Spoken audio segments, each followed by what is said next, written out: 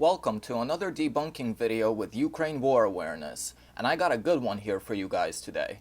Today we will be analyzing and dissecting the information recently published by France24 about the Donetsk People's Republic.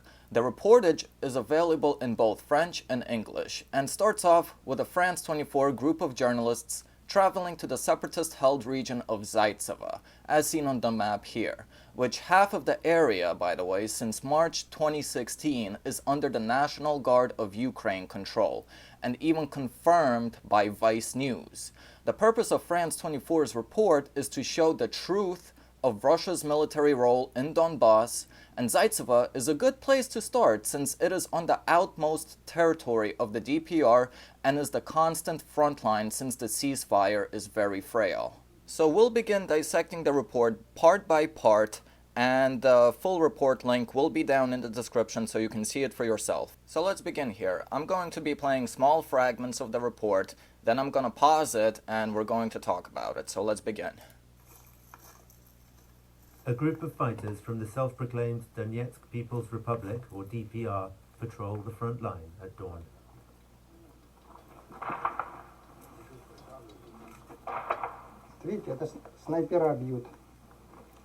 Got the closed captions here. Here, despite the ceasefire, there are battles almost every night. And as always, the DPR side blames the Ukrainians. As usual, the DPR side blames the Ukrainians. I mean, obviously, who else are they going to blame? The Ukrainian side always blames Russia, so that's not a very good start to a professional report. This isn't a lie that they said, however. They of course do not include any OSCE reports or residents of Zaitseve's testimonies, where it has been confirmed by both that on some days Ukraine starts the shootouts, some days the DPR starts the shootouts. So it's a mixed match, you know? They both shoot each other and they both start. Работали минометы, работали РПГ, пулеметы, стрелковая, работала САУ, все тяжело работало. У нас всего достаточно, да, и боеприпасов, и вооружения, чтобы достойно отразить все попытки проникновения на нашу территорию. And is that thanks to Russian help? А кто должен помогать? Нет, нам не помогает. Каждый раз после очередной атаки украинских вооруженных сил у нас боеприпасов и вооружения добавляется до роты. Трофеи. У нас очень много трофеев.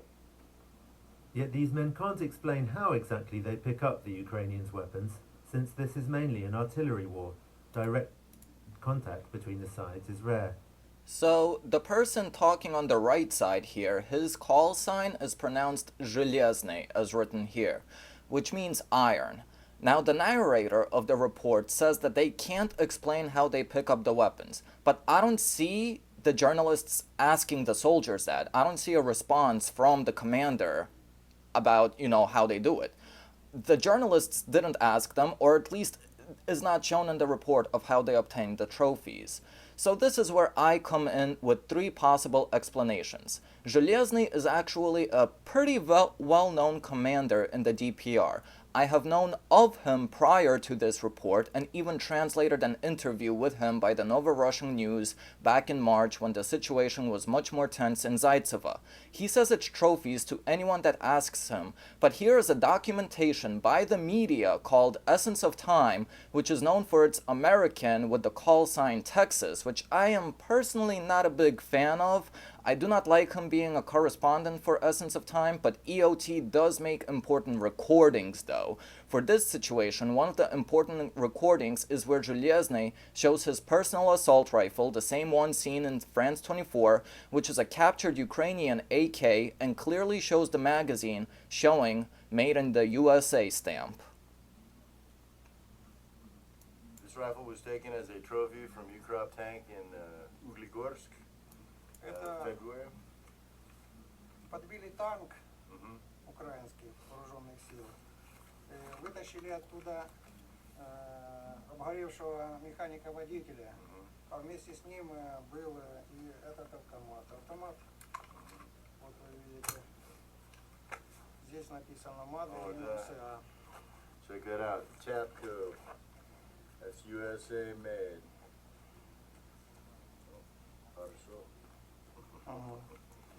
Компенсатор М16 винтовки. Yeah, that's a custom compensator, the flash hider there, also from the States.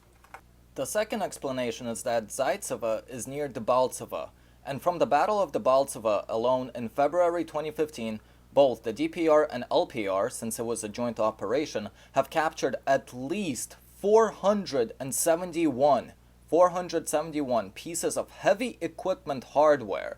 That includes tanks, self-propelled guns, and other heavy machinery. Earlier this year, I made a translated 3-part compilation, 15 minutes each, of just raw footage of trophies by the separatists. Ukrainian equipment captured, and when a fortified position is abandoned by the Ukrainian armed forces, there would be enormous amounts of small arms and ammunition, and this is just from one battle. The combined number throughout the war can reach hundreds of thousands of captured weapons, including heavy and light arms. Even the AK-47 that was captured, he said February. He meant February 2015 because that's when the Battle of Uglegorsk took place, because it was right before the Battle of Debaltseve. The 471 pieces number can be confirmed by Armament Research, which has 4 reports about captured equipment throughout the Donbass war from 2014 to 2015. The third explanation is that when the anti-terrorist operation, ATO, was initiated back in April 2014, pro-separatist people occupied military bases in eastern Ukraine, and this includes the largest weapons cache of the entire Eastern Europe, not just Eastern Ukraine, but the entire Eastern Europe, which is enough to arm 3.5 million people. It was built after World War II by the Soviets to originally store captured German weapons, but it only grew larger in size because they stored mass-produced weaponry as well. On top of that, when the ATO was launched, a lot of Ukrainian officers in command of military districts and bases have defected to the separatist side. In fact, Vostok Battalion was mentioned earlier, and the leader of the Vostok Battalion was actually a defected SBU, Ukrainian SBU agent. So this includes all the base's equipment, of course. Vice News did a coverage of Ukrainian soldiers surrendering their equipment in Slovyansk to the separatists.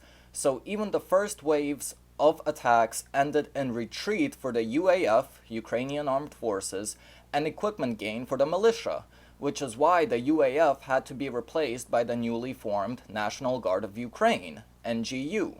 So, if I was watching France24's report without access to primary sources from the separatists, I'd want to hear Zhelezny's explanation of obtaining the trophies, or see how he can't explain it, as claimed by France24 but not shown. And as a final direct answer to their statement, this is not an artillery war as the narrator has described it.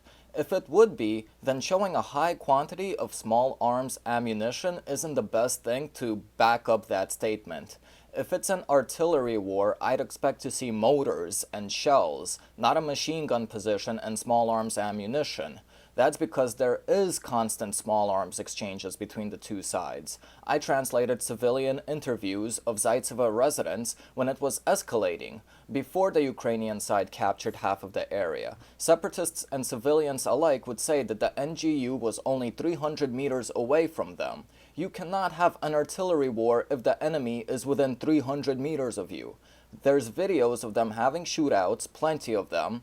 Of course, that's not to say that artillery isn't being used, as was proven by the OSCE and residents that shells come flying from Dzerzhinsk, which is west of Zaitseve. All Zaitseve-related videos will be linked in the description, and I suggest taking a look at them to get a larger picture of the situation there. So let's continue. But since Russia denies providing any military support to the separatists, they stick to the official line. Well, what would you define as support? The narrator says any military support, and if we're going by any military support, then that is not true. Vladimir Putin, which, by the way guys, just a personal thing, a lot of people say how I mentioned Putin a lot. Stop taking drugs.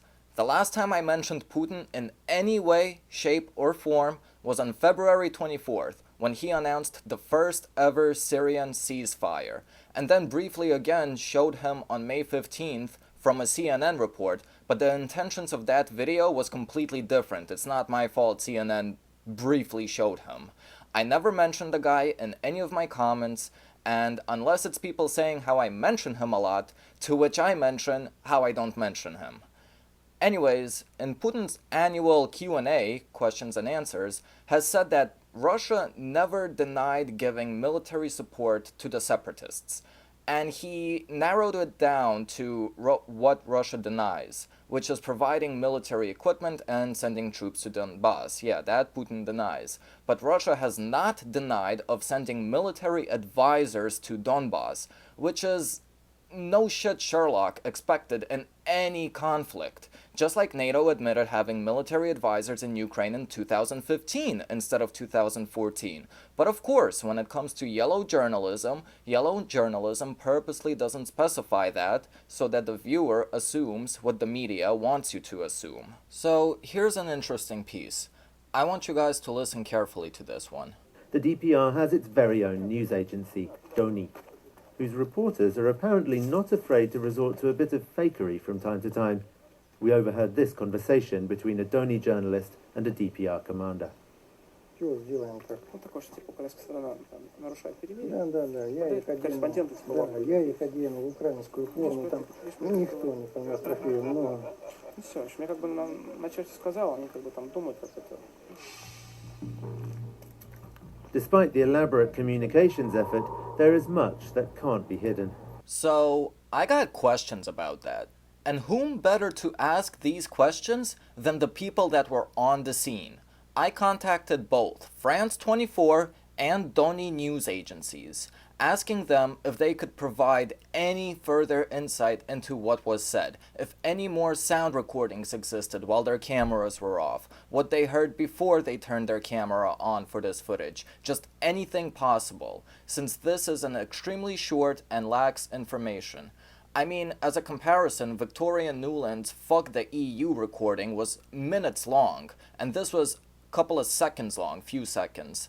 Anyways, France24 has never responded to my message, since you can't even email them. They don't leave an email anywhere in the About Us section. You can only contact them through the Contact Us page based on forms. But Doni has. More specifically, a French correspondent that was there during that time. So she sent me a 25-minute video she had done shortly before my email, addressing mostly that particular instance, but among others as well, and promised that she would update me when English subtitled version will be available, and update me she did, adding in an English article as well as the English subtitled video as promised, giving her points and her side. Through my personal experience, I don't have good relations with media outlets. I tried contacting Russian, US, Ukrainian, French, Swedish medias, with none ever replying. And it's no big deal. I mean, who am I to them? I'm not a licensed journalist or analyst. I did take journalist classes, but even if I was official, I'd expect them to reply only to big shot medias or somebody big blackmailing them or something. But with Doni, the professionalism and communication to me just further proved that they want their side to be heard, which is of course harder for them when competing against someone like France24, a multilingual media in an unrecognized country versus France's RT or France's UT per se. I will leave her link in the description so that everybody can check out her points and other footages she has included so that everybody can judge for themselves. My only question to myself, even since before I emailed the medias, was that why? Why in the world would any normal, respected commander talk about such actions when there are international journalists right next to him? Look at that, right there. Not even the dumbest asshole in the world would be that stupid to trust foreign journalists to turn all of their recorders, cameras, and equipment off for a duration of time. And medias are well known to cut off the full sound recording or videos of a scenario, such as the Armada failing or Motorola executing 15 prisoners of wars. Both have been debunked and proved faked, and this journalist makes her points from what she heard on the field, among other interviews that she has conducted. Especially when making a claim that she was the only journalist from Doni there that day with them. The others were from Newsfront and France24. According to the Doni reporter, the other guy that took conversation with the commander was apparently a soldier. Like I said, her link will be down in the description, the English subtitled version. Check it out. So guys, I know we only covered the first 3 minutes of the video so far, and that this is longer than my usual videos and episodes, but I just have 3 more points that I want to discuss, and 2 of them we'll cover very quickly right now, just a couple of minutes, and the last point will be a bit longer and more dissective, but probably the most important point of the report, as the topic alone covers half of France24's report. All over Donetsk, you see these Russian-produced Ural trucks with Russian army number plates. Stop right there. Russian army plates? Are you kidding me? Why would you say Russian produced even? I mean, I know why, because yellow journalism. But did they see the serial number and confirm it? The license plate says DK, which means Donetsk. Those are DPR produced plates. Ural was established in 1941, so it's a Soviet company, and that's a Soviet model. That's more specifically the Ural 4320 model. And it's funny because if we Wikipedia it, the first image to come up is actually showing a Ukrainian Ural truck. Did you also know that the BM-21 Grad missiles are based on those Ural trucks? So, including this particular model? So according to this statement by France24, all of these Ukrainian Urals are Russian produced, everybody. All of them. This is what I mean by doing a simple fact check and not fall for the media trying to make you look stupid. So, just like I mentioned in my previous Givius fleeing video where the DPR and LPR produced their own passports, they produce their own license plates too. Because remember, they want to be an independent country. So they produce their own currency, their own plates, their own passports, their own documents, their own birth certificates. Everything is domestically made. Okay, so first point covered, 2 more to go. It's 50,000 strong, according to the separatist authorities. And all are equipped, trained, and paid. When the war started, these men joined a volunteer battalion called Vostok. Since it was disbanded and integrated into the main DPR military, they've been getting paid the equivalent of €270 a month. That's 4 times more than the average civilian earns in Donetsk. В 2014 году я не знал, что будет дальше. Мы считали, что мы все умрем за свое дело. Сейчас уже есть какая-то надежда, что мы уже не одни. Нас уже начинает кто-то поддерживать. Мы организовались в армию. У нас есть техника, ну я имею в виду Уралы, машины, там вот это вот, какая-то легкая бронетехника есть. Оружие нам поставляется уже нормально.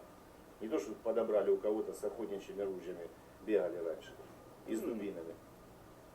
Вот в этом польза всей структуризации. То есть мы становимся государством. So, €270 a month. Wow, that is a lot for that country. And I mean Ukraine. Why don't they ask the soldiers directly though, for us, the viewers, to see them say how much rubles or hryvnia they actually earn? And either the narrator should convert it to euros or dollars after, or we can convert it ourselves.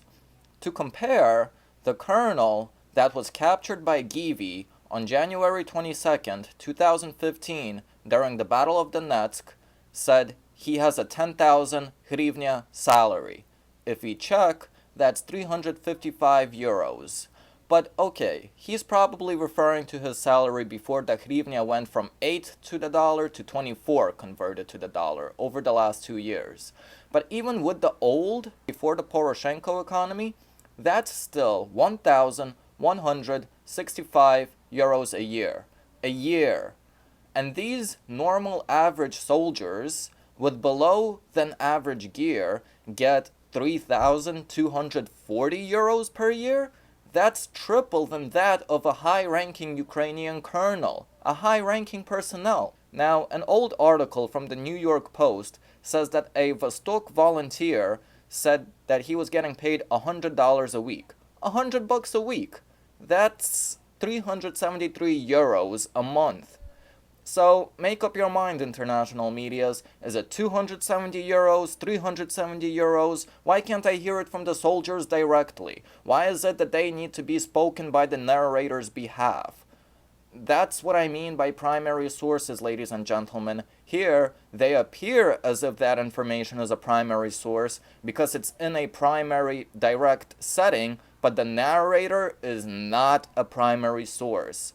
Also, there's a mistranslation.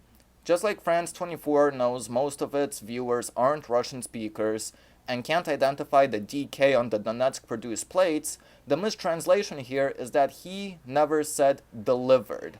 He says that they now have equipment, that they now have support. He doesn't mention what kind of support. It could be by the people's support or humanitarian aid support. You know, there's a bunch of organizations. But he never uses any word that's even remotely close to delivered. So that's 2 points down and 1 point left. And the third point is the biggest point. That's 3/4 of the entire report by France24. So what I have decided to do, guys, is that I decided to make an entire new video that'll be uploaded within 1 or 2 days that covers the entire third point alone, fully on that subject. The subject is reparations, and France24 spends the remaining report talking about reparations and how Russia is involved. Yes, Russia is involved in the Donbass reparations, and we are going to discuss everything that France24 has discussed and more beyond that. Since that topic from that report about reparations is the original reason why I wanted to make this refuting video, but a lot of things got before the refuting topic, so we're gonna continue it. We're going to discuss how it affects the people, how it affects the economy, the markets, why France24 was complaining about it and demonizing it because, you know, I guess France24 would rather have people living without a roof than, you know, let the local economy develop. So we're going to be discussing reparations on part 2 that's going to be uploaded within a couple of days, maybe earlier. It's going to be shorter than this video, but just as informative, because this report is just so full of inconsistencies, unprofessionalism, that it needs to be brought up and discussed. So please hit that like button if you enjoyed this video, and I will see you guys in the next refuting video. Thanks for watching.